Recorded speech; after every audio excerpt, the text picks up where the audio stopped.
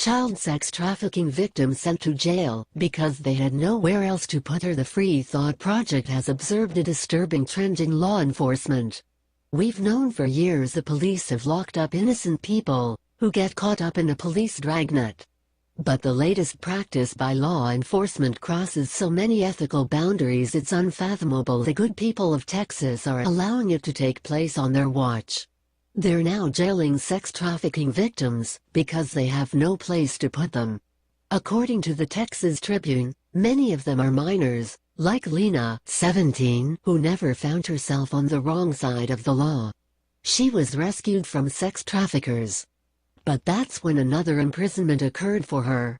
In the fall of 2016, after police helped rescue her from her traffickers, she was booked into the county jail. The 17-year-old lived with 24 women in a single room.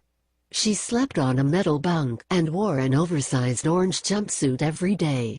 She went to the bathroom with no privacy, using a toilet attached to the wall, the Tribune writes. Having endured a troubled life, an abusive adoptive mom, several foster homes, only to end up running away from home, Lena found herself as the property of pimps who exploited her need for the love of a father. According to the Tribune, Texas has only one facility for victims of sex trafficking called the Freedom Place, which can only house 20 girls at a time. But they don't take in girls who have a history, like Lena's, of running away from such facilities. So the police are opting to use a controversial program called Arrest and Recovery, which attempts to rehabilitate them in jail and then drop their arrest-related charges. Lena offered sex for money to an undercover police officer, an offense which brought her to jail and may have saved her life, but imprisoned her nonetheless.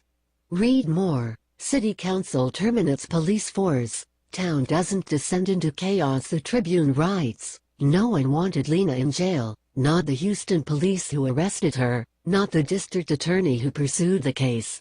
In their eyes, she was not a prostitute. She was a child who had been sexually exploited and needed protection and care.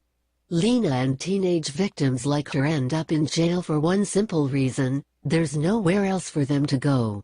Image: http://pixel.watch/QUT7. While the Tribune does an excellent job of chronicling Lena's fight for self-worth and freedom, the newspaper stops short of criticizing the police for creating such a program which places minors in the company of murderers and sex offenders.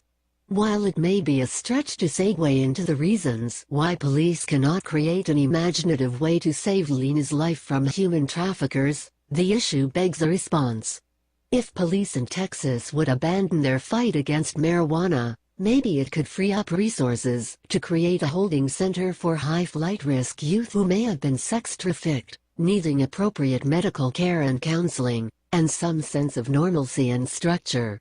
The ugly reasons why they don't do what they know they should be doing may be as grotesque as the problem of sex trafficking itself. It doesn't pay.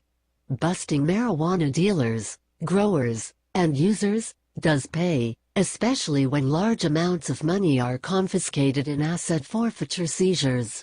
While the Tribune might not be willing to call out Texas Baptists for not stepping up and being good Samaritans, nor willing to accuse the police of being more interested in generating revenue than fighting crime and protecting victims, we are. Those who question the state and hold them accountable aren't devoid of humanitarianism. In fact, it requires so-called authorities to get out of the way and let people with means and motivation do the job they cannot. Hopefully, this story will be provocative enough to have authorities question why they're pouring so much money and resources into fighting a war on a drug that half of the rest of the country is embracing as medicine. Only then will the great state of Texas think big enough to create better programs for victims of sex trafficking.